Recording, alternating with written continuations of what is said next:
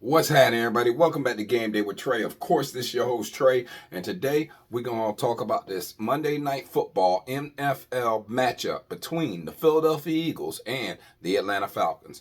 All right, so this game is set for September 16th, Monday night, kickoff at 8:15 East Coast time. The line is between Atlanta plus 6.5 and Atlanta plus 5.5. The over-under has gone down. It was at 47.5. It's now dropped down to 46. All right, so let's go ahead and talk about this matchup that's going to kick off at Lincoln Financial Field in Philadelphia.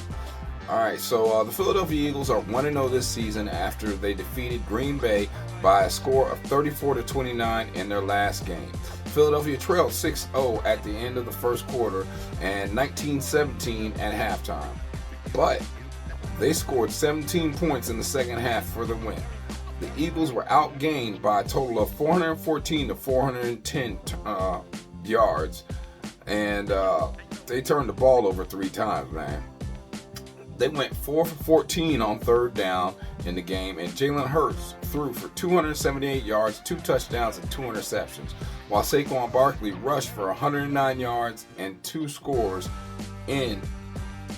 on 24 carries. Now, remember, this game was played in Brazil, guys. All right, so this is a kind of out of the curricular hour, out of the norm game, especially for opening season game, man. Philadelphia played a pretty sloppy game with 3 turnovers, 7 penalties, and going just 4 on 14 for third down. But they found a way to get the win, man. And the Eagles scored 34 points in the final 3 quarters of the game. But it looks like the defense needs to iron out some things. And the reason I say it looks like the defense needs to iron out some things, man. So they surrendered a total of 260 yards passing to Jordan Love, going 17 for 34.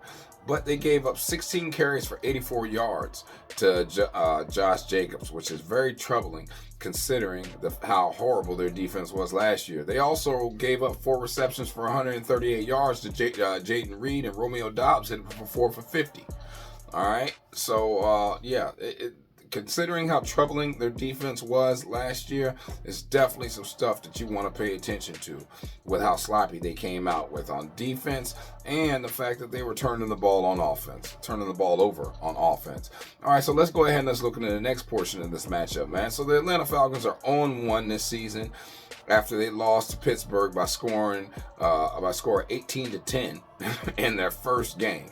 Right now, this was a team that everybody kept picking to win the NFC South. I don't know why, but everybody keep picking them. But it is what it is, man. So Atlanta led 10-6 late in the first half, but they were outscored 12-0 in the rest of the way for this bad loss.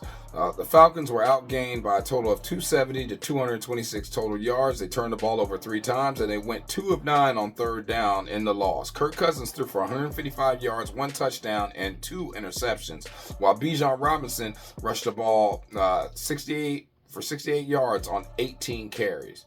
All right, now Atlanta was competitive in the first half of this game, but they didn't get much going in the second half, and I'll explain why in a second. The Falcons only had 226 total yards in the game, and Cousins looked average at best, man. Whenever he was under pressure, it was a problem. Okay, he can't handle the pressure right now, especially coming off that Achilles, and that's going to be a glaring issue this weekend, man, or at least today. All right, now, Cousins did miss a lot of time with his injury last year, so I expect him to show a little bit of improvement each week, but how much improvement is he going to show? After all, okay, Kirk Cousins did come out there and go 16 for 26 for 155 yards, 6 yards per pass average, 1 touchdown, and 2 interceptions. He was sacked twice for 18 yards, and his QBR was 35.8. And his rating was 59, guys. That's horrible. Now, but if you're looking at the way this defense came out, this defense gave up 17 for 23 to Justin Fields. He threw for 156 yards, 6.8 on average, 0 touchdowns, 0 interceptions, sacked twice, 2 for 23. QBR was at 43.7, and his actual rating was at 91.9. The reason all that's important because they gave up a total of 137 yards on the ground to the Pittsburgh Steelers, man. Najee Harris ran the ball 20 times for 70 yards. All right, and Justin Fields, 14 for 57. The reason that's kind of pertinent for this game is because they're playing another mobile quarterback. They're playing Jalen Hurts. Jalen Hurts not only has the ability to deliver the rock on time, but he also has the ability to run the ball. 10 times better quarterback than Justin Fields, and that means trouble for these Atlanta Falcons when you're talking about how they match up. All right. So when you're talking about these two teams and basically how they've been so far this season, you got to start off with the injuries. And right now, you got Nate Landman. He's going to be out with the calf. He's dealing with a calf injury, and he will not play on Monday. You also got Rondale Moore. He's out with the knee injury. Moore is expected to be placed on injured reserve list due to that knee injury, and it'll be shut down for the remainder of the season. Then you got Caleb McGarry, tackle. He's questionable, nursing a groin injury, and it's unclear if he's going to suit up on Monday. You got Braylon Trice. He's out. You got DeMarco Hellams. He's out. Like there's some significant issues over there for Atlanta. But then let's talk about Philly. Okay, Philly also has some significant issues when it comes to injury. You got A.J. Brown. He's out with a hamstring. He's battling a hamstring injury, unexpected to suit up on Monday. Johnny Wilson, he's questionable with the hamstring. He's laid up with that thing, and it's up in the air if he's going to be able to bounce back in time for the Monday night game, which is pivotal because they actually really do need him. If not, they're going to have to replace him with Jahan Dotson to start. And if by doing that, you're losing that big-time wide receiver or that big-bodied wide receiver, okay, who can make yards after the catch or give you that yak after the catch, after contact, man. They also have Milton Williams. He's going to be questionable with the foot injury. Jacob Harris, he's got a concussion. He's questionable. Anaya Smith, he's questionable. Devin White is out. All right. Once again, White is ailing with the ankle injury, and he's not going to play on Monday night, man. Big loss for them. Super big loss. And then you got Bradbury the fourth. Of course, we know he sustained a lower leg tendon injury, and he's not expected back until October. Oh, and I forgot, Sidney Brown, okay, twin brother of Chase Brown, but he's the safety. He's out on IR on the PUP list and continues to recover from that knee ACL injury, guys. All right, so let's take a look at how these two teams actually have played in the last week. When you look at the matchup right now, Atlanta came out and only scored 10 points against Pittsburgh, and we spoke earlier about some of the reasons why. Actually, no, we didn't. So let me get it to you, man. Some of the reasons why they look so average or so poor against that team is because Bijan, he went 18 for 68, and Kirk Cousins went 16 for 26. Like I told you before, with a QBR of 35.8, that's not acceptable. Bijan actually has to get more carries and more touches, man. Bijan only saw the ball 22 times. If you're not going to get it to Bijan, and Ray McLeod is going to have to be the wide receiver that steps up for the injured Darnell Mooney and other wide receivers that you got out there. And Drake London, he really ain't all that. And if you're not going to scheme Kyle Pitts the ball, then Bijan has got to be that guy, man. And right now, thus far, I have not seen Bijan be completely utilized the way he should be utilized in this offense. They've got a plethora of running backs. They've got a whole stable. They have a decent defense, pretty good defense until you're talking about against the run. You know what I mean? So I'm really not understanding what is holding them back but themselves right now. I know they have a new coach. But at the end of the day, with a new coach, that means it's a new opportunity. People haven't seen what you're going to actually come out there with. And when you only score 10 points in your game season opener, okay, that's not a recipe for success. All right, especially when you're playing against Justin Fields and the Pittsburgh Steelers. All right, so after game one, overall offense, just looking at it, right? So Atlanta averaged 10 points a game. They're the 31st worst offense in the NFL, whereas Philly in Brazil came out and they scored 29 points, but that puts them at the 29, or they gave up 29 points, I'm sorry, and that puts them at the 29th worst opposing offense in the NFL. Remember, they gave up 29.5 points per game last season, guys, so their defense has not been much improved. They also gave up 414 total yards. Now, that wasn't Jordan Love, all right, and Green Bay Packers, but at the end of the day, Atlanta on paper is supposed to be just as good as them, man. Third down conversions. Atlanta only converted 22.2% of the third downs. That's 30th in the NFL. Philly, they only allowed you to convert 27.27 of the third downs. That's 8th in the NFL. Once again, against a way better offense than we're talking about when we're talking about the Atlanta Falcons. All right. Red zone. Red zone, Atlanta converted on 50% of their third down conversions. That puts them at number 10 in the NFL. But Philly only allowed 25% of the opposing red zone scoring touchdowns to be converted on. So that puts them at the 5th best defense in the NFL when you're talking about in the red zone. Let's look at Philly, right? Let's flip it in the inverse. Philly on offense, Atlanta on defense. Philly came out there and put up 34 points, man, against a pretty good Green Bay defense, guys. That puts them as 3rd best offense in the NFL. And then when you look at Atlanta only gave up 18 points, but that was against a horrible offense when we're talking about Justin Fields-led Pittsburgh Steelers. Now, yeah, Pittsburgh is, they're 2-0 right now? Okay, so yeah, they have proven to be a Mike Tomlin coach team. We know what Mike Tomlin coach teams do.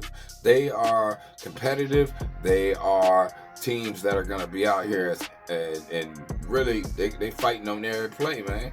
So, but when you're looking over here at what the Eagles did against this Green Bay Packers defense, man. So Jalen Hurts went 34 for 278, 8.2 yard average per pass, 2 touchdowns, 2 interceptions. He was sacked twice for 12 yards. QBR was 45.9, and his actual rating was at 80.3, guys. Saquon was the one who killed them, though, with 24 carries, 109 yards. Like I told you before, a 4.5 yard per carry average. That's 2 touchdowns that he also got on that. Plus, he got a receiving touchdown as well. All right. The difference, though, is A.J. Brown was the one who was doing everything for Philadelphia last game. Outside of Saquon, he had 5 receptions for 119 yards, 1 touchdown. And A.J. Brown ain't going to be out here this game.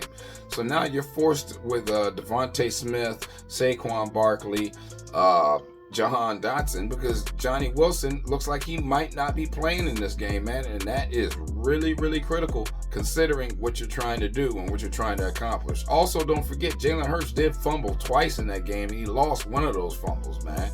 So there's a lot of things to take into account with this series in this game. A lot of things to take into account, man. Third down conversions, Philly converted 28.57 of their third downs. That puts them as the 26th worst offense in the NFL. But then you look at Atlanta. Atlanta only allowed an opposing team to convert on 47.06% of their third down conversions, and that puts them as 26th worst defense in the NFL against a third down. Then you look at red zone. Red zone, Philly was 50% in the red zone, man. That puts them at number 10. And then when you look at Atlanta, they never allowed Pittsburgh to get to the red zone, but that's because Pittsburgh won the game off straight field goals, and that's a problem. Okay, that is a serious problem. I get you. Pittsburgh, great defense against the pass. But against the run, they're really not like that, guys, and you didn't take advantage of that. And that is troubling, considering Raheem Morris is coming out here and trying to create a new culture down there in Atlanta. All right, so when we're looking at these two teams, we also got to look at the last 10 times these teams have been actually on the field. So, last 10 games Atlanta's been on the field, they're 3-7 straight up, 3-7 against the spread, and 5-5 as far as over/under is concerned. On the road, they are in their last 5 road games, because that's how many they played. They are 1-4 in their last 5 road games straight up. And they are 1-4 against the spread as well. And in their last 5 games on the road, Atlanta is 1 to the over, 2, 1 under. All right, they're 3-2 to the over in their last 5 games on the road, guys. Definitely something you want to understand and want to take into account. And remember, they are playing the Kansas City Chiefs in the next game that they play them, which will be next week. Wow. All right. Yeah, I'm not sure if they really want any smoke in that game, man. Any smoke in that game. But look, they got to get it together this week, guys. All right. And then, like I said, when you're talking about Atlanta, you also got to come to the understanding that they're a team that's going to be living and dying with their play calling and the succession of their play calling on offense and on defense, because both of these teams have had problems, or at least not both of these teams. Atlanta has had problems when we're seeing what they're doing so far, because they're playing a lot of zone. Last year they played a lot of man. Not sure if that's conducive to the team that they have out there on the field right now. When you're talking about Philly is 4-6 straight up, 2-7-1 against the spread, and 5 to the over, 5 to the under as a home team in their last 5 games. All right, out of the in their last 5 games, they are 3-2 in their last 5. And when you're talking about against the spread, they are 1-3-1. So that's 1 win, 3 losses, and 1 push against the spread in their last 5 home games, guys. Okay, and then you're talking about over/unders concerned. Well, in their last 5 home games, they're 5-0 to the over, man. So points get put up in Philly. That's something you got to take into account, man. And remember, they are playing New Orleans next week, guys. That's definitely going to be a tough matchup with how New Orleans' offense has been coming out. So they might be doing a little bit of look ahead while not looking ahead at the same time. You feel me? Every week you got to understand who's coming up next and what's going on, guys.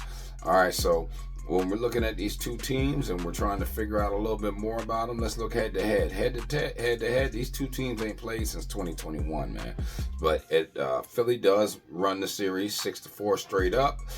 They run it 6-4 against the spread, and it's been 3 to the over, 7 to the under. And whoever the home team is, the home team always wins, and the home team always covers when you're looking at their history, guys. Just a little tidbit, even though these are completely different teams right now. Just something I figured you need or want to know. All right, so why the Eagles got a good chance to cover them now? The home team has won each of the Falcons' last 7 Week 2 games. The Falcons have lost each of their last 6 road openers. The Falcons have failed to cover the spread in each of their last 4 games against NFC East opponents. The Eagles have covered the spread in each of their last 4 games when playing with rest advantage, and the Eagles have won the first quarter in each of their last 4 games at Lincoln Financial Field. The Falcons have lost the first half in 9 of their last 10 Week 2 road games against NFC opponents, and the Eagles have scored the first touchdown in 5 of their last 6 games at Lincoln Financial Field. Now, when you're talking about the Falcons, man, the Falcons also got a chance to cover 2 now, and here's a couple of reasons why. The underdogs have won 7 of the last 8 games against the Falcons and Eagles. The Eagles have lost each of their last 3 games as favorites against opponents on a losing streak.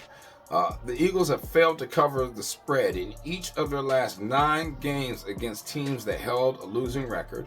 All right. The Falcons have also covered the spread in each of their last 6 games as underdogs following a home loss. And the Falcons have won the first quarter in each of their last 5 games as underdogs against home loss teams. All right. The Falcons have also covered the spread in each of their last 6 games as underdogs following the home loss. The Falcons have won the first quarter in 4 of their last 5 games as home underdogs against the Eagles. The Falcons have won the first half in 6 of their last 7 games following a loss. And the Falcons have scored the first touchdown in 5 of their last 6 games following a loss. As far as totals concerned, each of the Eagles' last 6 games at Lincoln Financial Field following a win has gone over the total points line, and 7 of the Falcons' last 8 Week 2 games have gone over the total points line. So expect a better offensive appearance by both of these two teams. I mean, we already know Philly put up some numbers, but Atlanta has a chance to put up some numbers, man. Jalen Hurts has scored the first touchdown in 4 of the Eagles' last 5 Monday regular season games as favorites. Jalen Hurts has scored 2 or more touchdowns in 3 of their last 4 regular season appearances against NFC South opponents. Saquon Barkley has scored 81-plus rushing yards in 4 of his 5 previous appearances with his team as a favorite following a win. All right. Jalen Hurts has thrown 3 or more touchdowns in 3 of the Eagles' last 4 games as favorites following a win.